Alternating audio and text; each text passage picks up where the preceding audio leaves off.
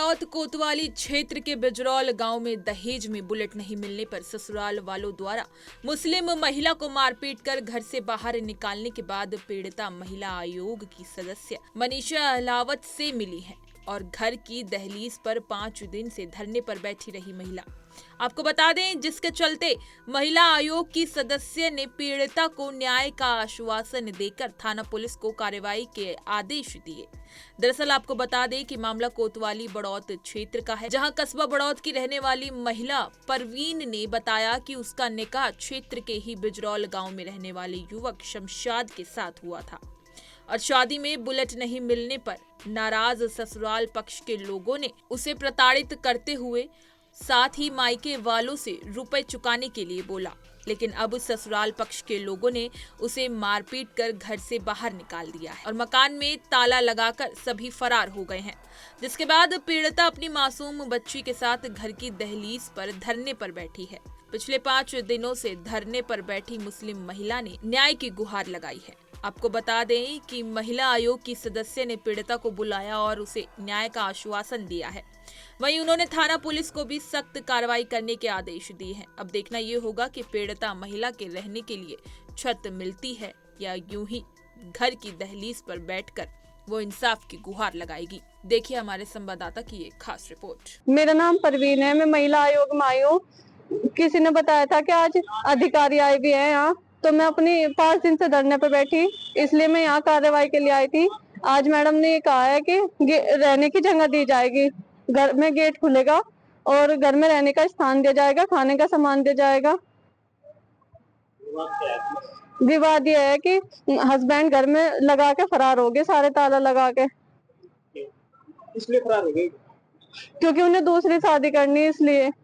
और मेरा बेटा लेके चले गए 4 साल का, बेटी मेरे पास छोड़ दी 1.5 साल की। और मैं 5 दिन से धरना पे बैठी गेट के बाहर ही बिजरौल गांव में। आपने अधिकारी को आई आपको क्या बोला? सब कहते हैं कि कार्रवाई हो रही, पर कार्रवाई कुछ नहीं हो रही सर। पुलिस वाले भी आते हैं? जी आते हैं, देख के चले जाते हैं। ऐसा लगता है मुझे तो जैसे मेरे ससुराल वालों ने पैसे ही भर रखे हो पुलिस में, थाने में, क्योंकि कार्रवाई नहीं कर रहे कोई भी।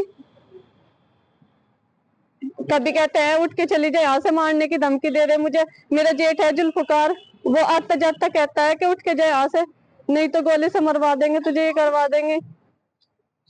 क्या चाहती है? मैं न्याय चाहती हूँ, उस घर में रहना चाहती हूँ अपने दोनों बच्चों के साथ, अपने ससुराल वाले घर में ही। क्या बोला है अभी यहाँ पे? मैम ने बोला है कि रहने के गेट खुलेगा, रहने के लिए जगह दी जाएगी तुम्हें।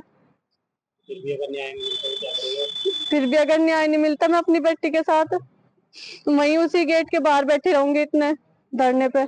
ये महिला आयोग की जन सुनवाई कार्यक्रम है। यहाँ पे जो महिलाओं से संबंधित या महिला जिसमें प्रार्थी है, ऐसे केसेस का यहाँ पे सभी जिले के अधिकारी मौजूद हैं। इनकी मौजूदगी में निस्तारण करने की कोशिश की जाती है। कितनी महिलाएं हैं? आज टोटल 20 केस आए हैं यहाँ पर।